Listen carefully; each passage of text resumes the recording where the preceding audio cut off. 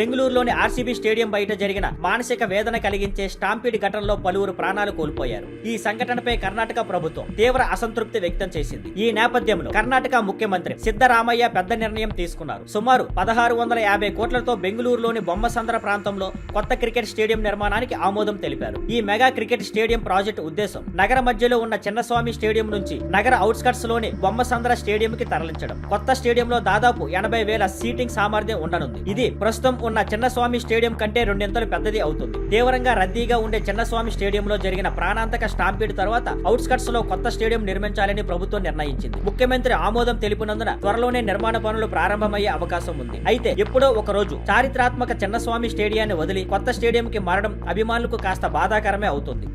Thank you for watching. Please like, share and subscribe.